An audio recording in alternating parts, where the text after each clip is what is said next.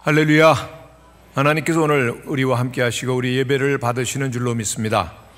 오늘 창세기 12장의 말씀은 고향을 떠나서 새로운 미래를 향해서 나가는 한 사람, 바로 아브라함의 이야기입니다. 아브라함의 이야기는 그가 고향을 떠나는 것으로 시작이 되는데요, 오늘 창세기 12장 1절 본문을 같이 읽도록 하겠습니다. 시작. 여호와께서 아브라함에게 이르시되 너는 너의 고향과 친척과 아버지의 집을 떠나 내가 내게 보여줄 땅으로 가라. 하나님께서는 아브라함에게 고향과 친척과 아비의 집을 떠나라고 그렇게 분부하셨습니다. 다시 말하면 아브라함이 지금까지 살고 있는 삶의 근거지를 떠나서 하나님이 보여주시는 약속의 땅으로 가라고 하시는 것입니다. 베니스에 가면은 구게하임이라고 하는 미술관, 세계적으로 유명한 미술관이 있는데 그 입구에 이런 글귀가 적혀져 있다고 합니다. Changing place, changing time, changing thought, changing future. 공간을 바꿔라, 시간을 바꿔라, 생각을 바꿔라, 미래가 바뀔 것이다. 이 글귀에 대한 여러 가지 해석이 가능할 수 있겠지만은 새로운 장소, 새로운 시간이 얼마나 중요한지 그 중요성을 늘 기억해야 될 것을 우리에게 다시금 깨닫게 합니다. 새로운 미래로 출발할 때 있어서 떠난다라고 하는 것이 얼마나 중요할까라고 하는 것 우리는 생각하게 됩니다. 우리 그리스도인들이 하나님을 만난 다음부터는 우리의 삶은 이전과는 전혀 똑같을 수가 없습니다. 하나님을 따라가는 새로운 삶이 우리에게 전개되는 것입니다. 겉으로 보기에는 평범하지만은 아무렇게나 사는 삶이 아닙니다. 우리 그리스도인들은 하나님께서 보여주시는 새로운 세계, 곧 약속의 땅을 향하여서 매일매일 나아가고 있는 삶인 것입니다. 그러면 하나님께서 명하시는 약속의 땅으로 가라는 의미는 무엇이겠습니까?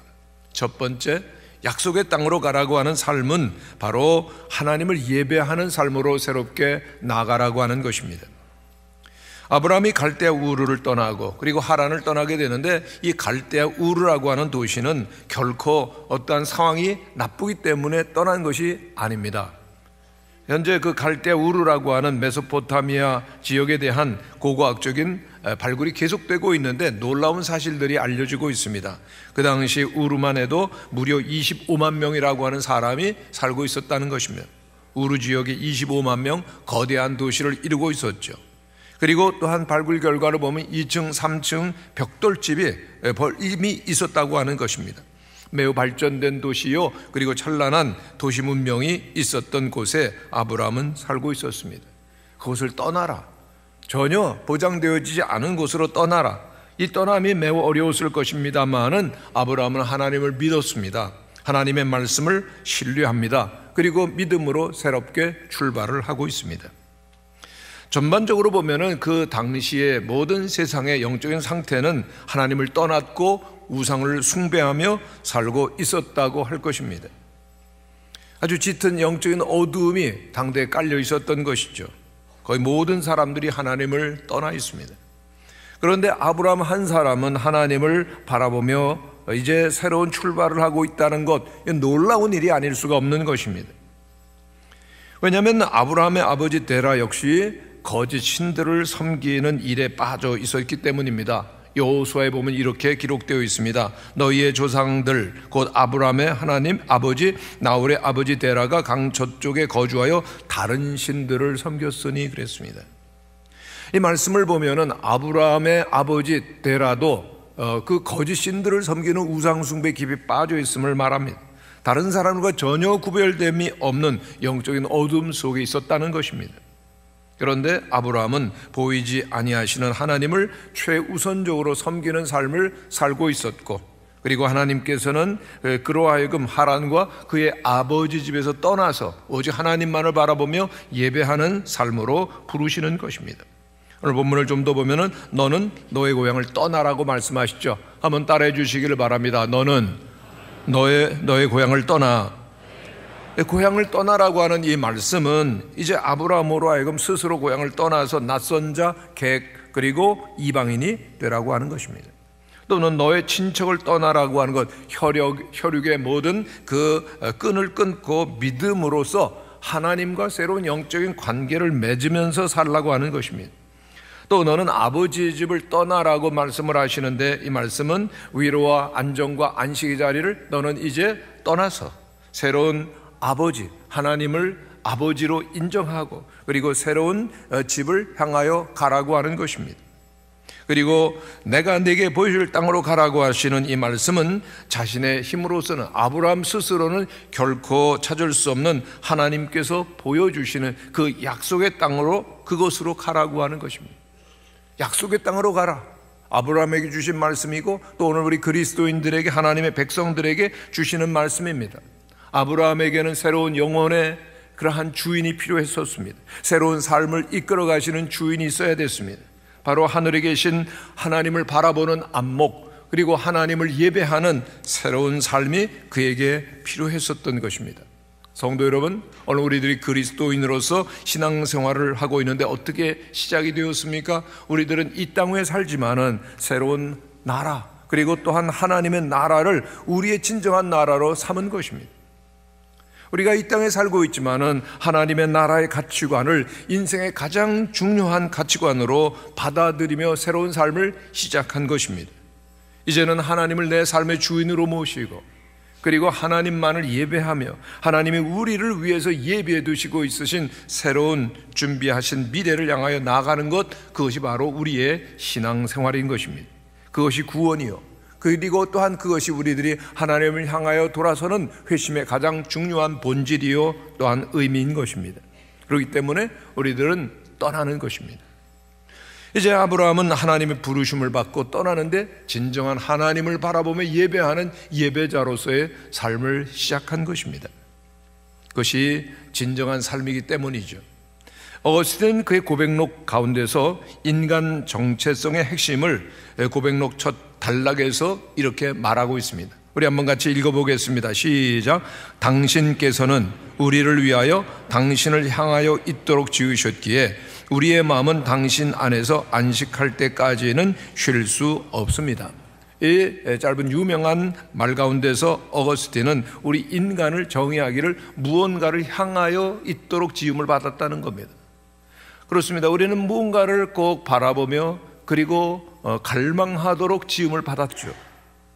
그런데 어거스틴은 우리 인간은 창조주 하나님 앞에서 그분을 위해서 살아가도록 창조되었다라고 말하고 있습니다. 인간으로 산다는 것은 그렇습니다. 뭔가를 향해서 서 있는, 즉 뭔가를 우리들이 추구하고 무언가를 얻기 위해서 움직인다는 뜻입니다. 그렇습니다. 우리 인간이라고 하는 존재는 언제나 뭔가를 새롭게 갈망하죠. 그런데 우리는 우리를 만드시고 사랑하시는 그 하나님을 위해서 하나님을 사랑하도록 창조되었기 때문에 이 사랑이 우리를 지으신 분 하나님을 향할 때 진정한 안식이 있다라고 너무나도 놀라운 진리를 말해주고 있는 것입니다. 그러나 우리가 하나님 대신에 다른 존재를, 다른 대상을 사랑하려고 하면은 끊임없는 불안과 그리고 또한 쉼이 없는 그러한 삶이 시작되는 것입니다. 습관이 영성이라고 하는 책 가운데서 제임스 스미스라고 하는 교수는 이렇게 말했습니다. 우리가 살아가는 바가 바로 우리 자신이다. 한번 같이 읽어보면 좋겠습니다. 우리가 사랑하는 바가 바로 우리 자신이다. 우리가 뭔가를 사랑하게 되는데 그게 바로 우리 자신을 말해준다는 것이죠. 제임스 스미스 교수는 이 말의 의미는 우리가 예배하는 바가 바로 우리의 자신이라고 하는 뜻으로 그렇게 해석을 해줍니다. 종교교육자 마틴 루터도 당신의 마음이 집착하고 신뢰하는 것이 무엇이든지 그것이 진정한 당신의 신이라고 그렇게 동일한 말을 해줍니다.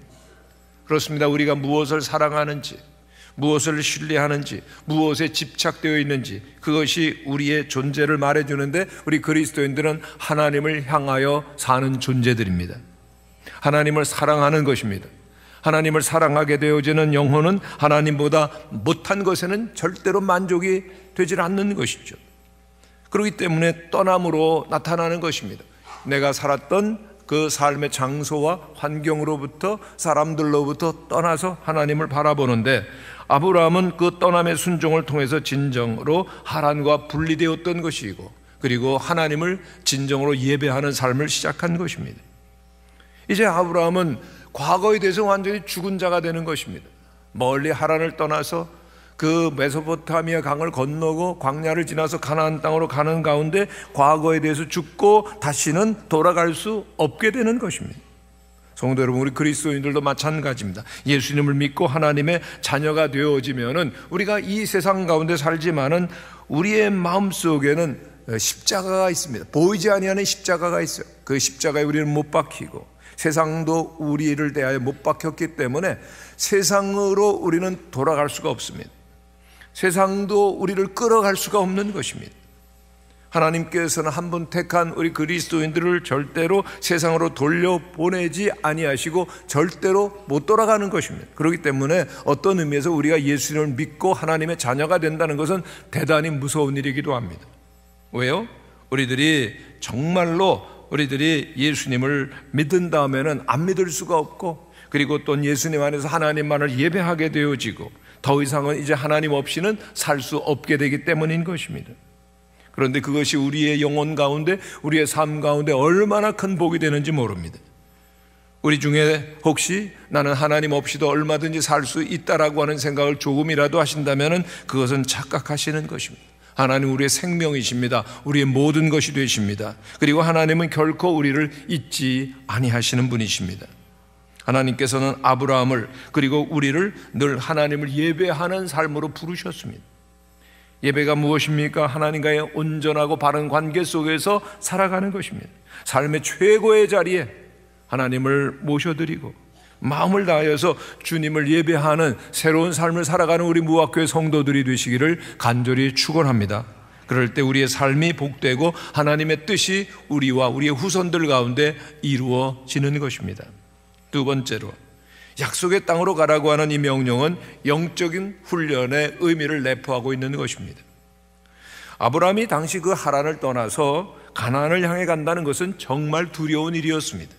그들에게는 300 또는 400km의 긴 여정을 걸어가는 것은 그 자체로서 죽음에 이르는 것과 같은 큰 사건이 아닐 수가 없었습니다. 어떤 위험이 있고 어떠한 문제가 있을지 모릅니다. 그러나 아브라함은 하나님께서 고향을 떠나라는 말씀을 듣고 그는 즉시 고향을 떠납니다. 아브라함에게 만일 주변에 있었던 친지들이 당신 지금 어디로 떠나는 거요? 라고 물었다면 아브라함도 몰랐을 것입니다. 나 어디로 가는지 모릅니다. 자신도 모르는 것이죠. 가나안 사람들이 그리고 또한 그 가나안 땅에는 살고 있었습니다. 그럼에도 그 약속의 땅을 향하여 그 광야를 건너고 긴 여정을 향해서 간다는 것 얼마나 두려운 일이었겠습니까? 아브라함이 가나안 사람들에게 접근하자마자 그들은 칼을 들어서 그를 베어버릴 수도 있었을 것입니다. 그러나 아브라함은 두려워하지 않았습니다.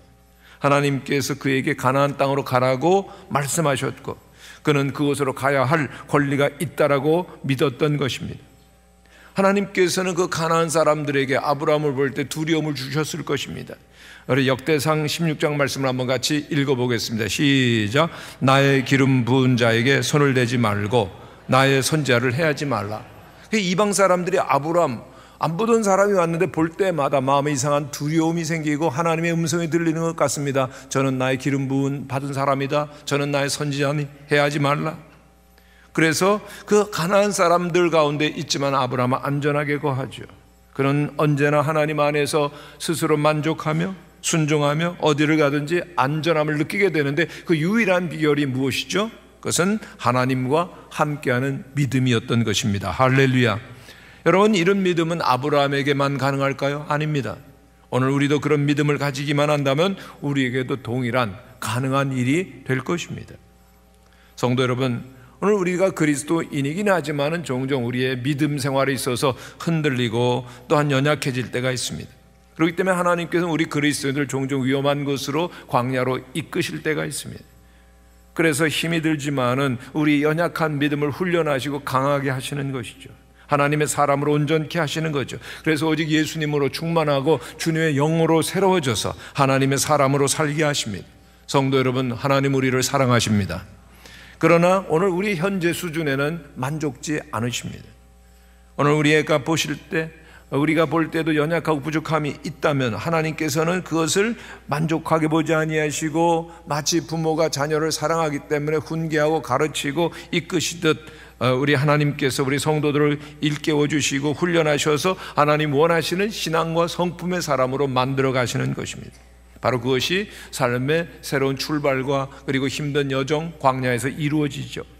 그렇기 때문에 우리의 앞에 펼쳐진 여러 가지 광야의 어려움, 그리고 또한 여러 문제들과 그리고 또한 힘든 일들을 원망하지 마시고 하나님을 바라보며 순종하며 믿음의 사람이 되시는 은혜가 우리 모두에게 있게 되시기를 간절히 바랍니다.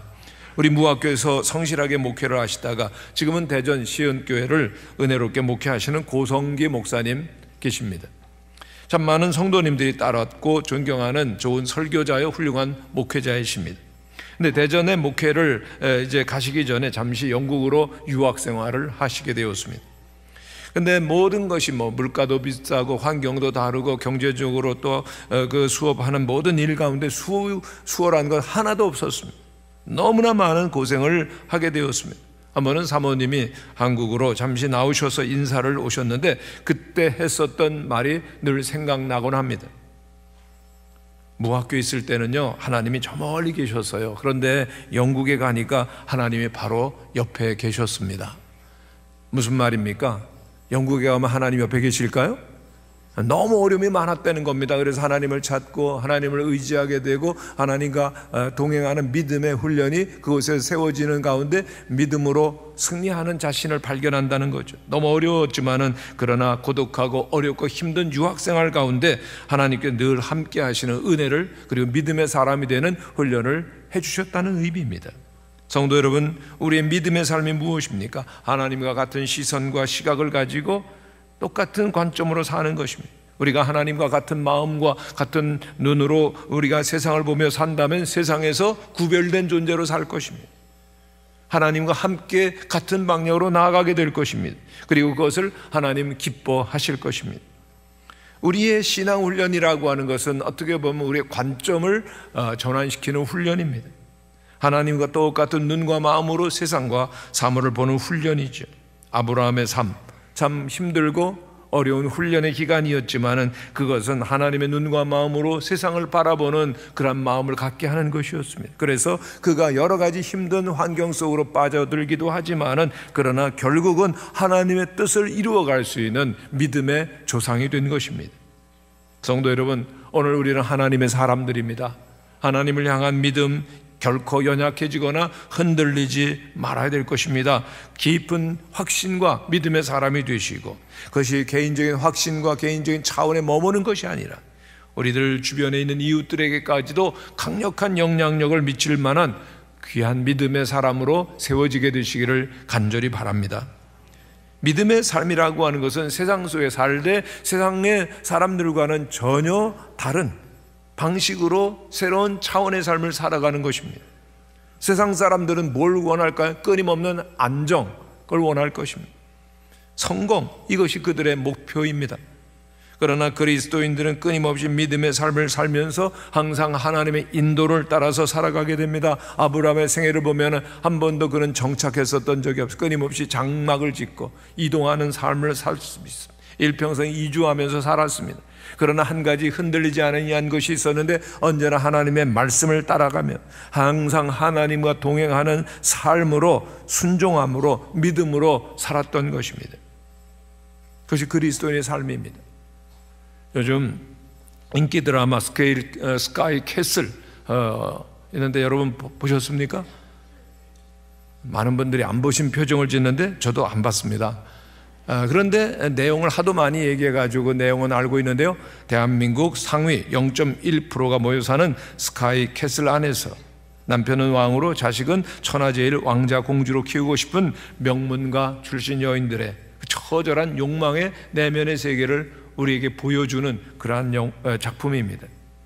이 작품을 보면서 많은 사람들이 질문하게 되어집니다. 왜 우리 엄마는 내 대학, 내 취업에 그렇게 목매달까, 집착할까? 그들은 배운 여성이지만은 가정 안에서 자신의 모든 능력을 자녀 교육에만 투자하고 자녀의 경제적 성공을 보상으로 삼고자 하는 것입니다. 이 드라마를 보면서 정말 많은 이들이 성공과 행복은 어디에 있고 무엇인가를 질문하게 됩니다. 그러나 한편으로는 많은 사람들이 무슨 말이야, 붙고 봐야지, 역시 입시 코디네이터라도 써서 붙는 것이 세상이야 라고 말하면서 내심 부러워하기도 합니다만은 기억할 것이 있습니다. 세상적인 성취욕으로 행복하려고 하는 덫에 빠져서는 안 된다는 것입니다. 분명히 세상적인 것으로는 궁극적인 만족이 없고 행복은 있을 수가 없는 것입니다. 하나님 없이 행복할 수가 없다라고 하는 것입니다. 그럼에도 불구하고 오늘날 세상에는 하나님 없이도 얼마든지 행복할 수 있다라고 말하는 사람들이 많아집니다. 아닙니다. 성도 여러분, 우리 그리스도인의 삶은 오직 최고를 지향하는 스카이 캐슬에서 사는 것이 아니라 언제나 하나님과 함께하는 행복한 캐슬에서 살아가야 하는 것이 될 줄로 믿습니다. 한국을 방문했었던 프란시스 챈이라고 하는 목사님께서 우리 그 기독교 계통의 기자들에게 질문을 받았습니다. 한국에 와서 한국교회 문제가 뭐라고 생각하십니까? 질문을 받았습니다. 그런데 뜻밖에도 프란시스 챈 목사님은 그 예상 밖의 대답을 합니다. 예, 한국에 오니까 이상합니다. 교인들이나 일반 세상 사람들이나 왜 그렇게 모조리 자녀들의 대학 입시에만 올인하는가요? 그분이 그 한국에 잠시 머무는 동안에 왜 그것을 발견했는지 모르겠어요. 너무나도 많은 사람들, 그리고 또한 심지어는 교인들까지도 자녀들의 대학, 그리고 그 취업, 성공에 목매달고 있는 것이 너무너무나 이상하게 보고 충격을 주었던 것이죠. 그러나 오늘 우리 그리스도인들은 믿음의 길을 가야 될 것입니다. 우리 성경 에레미야 6장 16절의 말씀을 한번 같이 읽겠습니다. 시작. 여호와께서 이와 같이 말씀하시되 너희는 길에 서서 보며 옛적 길 곧 선한 길이 어디인지를 알아보고 그리로 가라. 너희 심령이 평강을 얻으리라. 우리가 평강을 얻으기를 원한다면 오늘 말씀은 길에 서서, 중단해서 서서 보며, 그리고 옛적 길 선한 길이 어디인지를 보고 그리로 가라고 그랬습니다. 아브라함은 그렇게 갔습니다. 아브라함은 갈대아 우르에서 하란에서 부름을 받고 그리고 또한 믿음의 길을 걸어간 거죠. 오늘 우리가 세상에 살지만 세상 사람들이 가는 넓은 길로 가는 것이 아니라 오직 믿음의 길을 걸어가며 그리고 또한 믿음의 훈련을 우리의 사랑하는 자녀들에게도 반드시 해야 될 것입니다. 여러분, 자녀를 사랑하십니까? 자녀가 복되게 되기를 원하십니까? 그렇다면 그 자녀들을 하나님께 올려 드리셔야 합니다. 자녀들이 온전히 주의를 지키도록 하셔야 될 것이요, 자녀들이 오직 말씀을 따라 살아가게 해야 할 것이며, 그리고 또한 그들이 하나님의 사람이 되게 해야 될 것입니다. 성도 여러분, 여러분들이 무엇으로 자녀들에게 유산으로 남겨주실 수 있겠습니까? 가장 중요한 것, 빼놓으면 안 되는 것이 믿음입니다. 아브라함의 믿음과 같은 복된 믿음을 유산으로 자녀들에게 남겨주시는 우리 무학의 성도들 되시기를 바랍니다. 그리고 그 믿음으로 온 가족이 함께 서로 사랑하며 행복하게 살 것이요, 그리고 주님과 동행하는 것입니다. 우리 신앙인들에게는 항상 확인해야 할 원칙이 한 가지가 있습니다. 그것은 나의 생애는 오직 하나님의 것이요, 그리고 우리에게는 하나님의 계획이 있음을 믿고 그리고 하나님께 헌신하며 하나님과 동행해야 된다는 것입니다. 한번 따라해 주시기를 바랍니다. 우리의 생애는 오직 하나님의 것입니다. 세 번째로 약속의 땅으로 가라고 하는 이 명령은 큰 축복을 나누는 새로운 삶을 시작하라고 하는 것입니다. 창세기 12장에서 하나님께서 아브라함을 부르십니다. 갈대아 우르에서 하란에서 아브라함을 한 사람을 선택하시고 너는 내 고향과 친척을 떠나라고 말씀하셨습니다. 그리고 약속하십니다. 너는 복이 될지라. 한번 따라해 주시기를 바랍니다. 너는 복이 될지라. 이 복이 될지라라고 하는 말씀 가운데서 우리들이 놓쳐서는 안 되는 의미가 너 혼자 복되게 살리라는 의미가 아니라는 것입니다. 이 개혁 성경에 보면 너는 복의 근원이 되라고 말씀하셨습니다. 오늘 개혁 개정 성경에는 복 될지라, 복이 될지라고 말씀하시고 있는 거죠. 그렇습니다. 물론 우리가 행복해야 되겠죠. 그러나 우리로 인해서 우리 주변의 많은 사람들도 행복해져야 된다는 것입니다. 우리로 인해서 많은 이웃들이 복을 받으라. 이것이 얼마나 큰 축복입니까? 생각해 보면은 우리 혼자 복 받고 혼자 잘 살면 무엇하겠습니까? 우리 주변에 가난한 사람, 고통당하는 사람, 눈물을 흘리는 사람, 그리고 주변에 굶는 사람이 많은데 나 혼자 잘 살고 나 혼자 좋은 여건 속에서 산다면 그것이 행복일 수가 있겠습니까? 그건 복이 아니지. 오히려 좀 더 적극적으로 생각하면 진정한 복이라고 하는 것은 나로 인해서 다른 사람이 행복해지는 것입니다. 나로 인해서 다른 사람이 복을 받는 것입니다. 그때 내가 복된 존재가 되는 것이고, 그리고 이웃들도 우리를 보면서 저 사람은 하나님이 함께 하시는 복을 주는 사람이야 라고 인정하며 존경하게 되는 것입니다. 창세기 21장에 이런 말씀이 나오는데 한번 같이 읽어보겠습니다. 시작. 그때 아비멜렉과 그 군대 장관 비골이 아브라함에게 말하 이르되 네가 무슨 일을 하든지 하나님이 너와 함께 계시도다. 이방인들이 이제 아브라함의 외지에서 와서 사는 것을 봅니다. 거의 25년이라고 하는 세월이 지나는데 놀라게 되죠. 그 하는 모든 일마다 형통한 것입니다. 저는 이런 복이 새 우리 모든 성도들에게 있게 되시기를 간절히 축원합니다. 그래서 그만 복을 받는 게 아니라 이웃들도 같이 복을 받는 일이죠. 하나님과 함께하는 아브라함, 하나님께서 복을 주시는 아브라함, 그리고 하나님께서 저를 하나님의 사람으로 늘 품고 계시는 걸 보면서 그 지역의 사람들이 두려워했었던 것입니다. 그래서 이방인을 대표하는 족장 아비멜렉이 하나님의 사람 아브라함과 이제는 우리가 서로 싸워서는 안 되겠다, 우리가 당신들에게 잘할 거니까 이제 우리와 대대로 화평합시다 라고 그렇게 화평 조약을 맺는 것입니다. 21장 31절에 보면 두 사람이 거기서 서로 맹세하였으므로 그것을 부엘세바라고 이름하였더라. 이방인 세계로 갔습니다만 이방인들이 오히려 화평하자라고 그렇게 그 맹세를 맺자라고 오는 것입니다. 하나님의 사람이었기 때문이죠. 우리 모든 성도들도 하나님의 사람 되시기를 간절히 축원합니다. 하나님의 사람이 어떤 존재입니까? 하나님이 사랑하시는 사람, 하나님과 동행하는 사람, 하나님께 복을 받는 사람, 그리고 또한 이웃에게도 복을 주는 사람이 하나님의 사람인 것입니다. 하나님이 함께하는 것이 보이는 거죠. 사도행전에 보면은 초대교인들, 예수님의 제자들이 그리스도인으로 불립니다. 이 그리스도인이라고 하는 말은 그리스도인이라고 하는 말의 합성어죠. 정말 그 그리스도와 하나가 되어서 어디에 어떠한 여건 속에서도 늘 예수님이 느껴지는 사람, 주님의 향 냄새가 나는 사람인 것입니다. 오늘 우리가 그리스도인으로서 예수를 믿는 사람으로서 우리들이 꼭 들어야 될 이름이 있다면 구약적으로는 하나님의 사람, 신약적으로는 그리스도인인 것입니다. 우리 모든 성도들께서 언제나 하나님의 사람으로 그리스도인으로 인정받고 높임을 받는 놀라운 축복이 있게 되시기를 간절히 바랍니다. 하나님께서는 아브라함을 불러내셨습니다. 욕심과 죄악과 거짓과 그리고 우상 숭배 땅으로부터 불러내시고 훈련하시고 드디어 이제 그 25년 세월이 지난 후에 하나님의 사람으로 부르심을 받고 인정을 받는 겁니다. 우상 집안에서 75년을 살았습니다. 그를 불러내십니다. 100세 때 드디어 가나안 족장 아비멜렉의 입을 통하여서 내가 보니 하나님이 당신이 함께 하심이 분명히 보입니다 라는 그러한 인정을 받게 하셨던 것입니다. 그런데 참 놀라운 것은 이때가 100세인데 99세 때 하나님께서 아브라함의 이름을 바꿔주십니다. 아브라함으로요. 우리 한번 같이 그 창세기 17장 말씀을 읽어보겠습니다. 창세기 17장 우리 4절 5절 읽겠습니다. 시작. 보라, 내 언약이 너와 함께 있으니 너는 여러 민족의 아비가 될지라. 이제후로는 내 이름을 아브라함이라 하지 아니하고 아브라함이라 하리니 이는 내가 너를 여러 민족의 아버지가 되게 함이니라. 아멘. 이제 아브라함의 이름이 하나님께서 이름을 바꿔주 아브라함.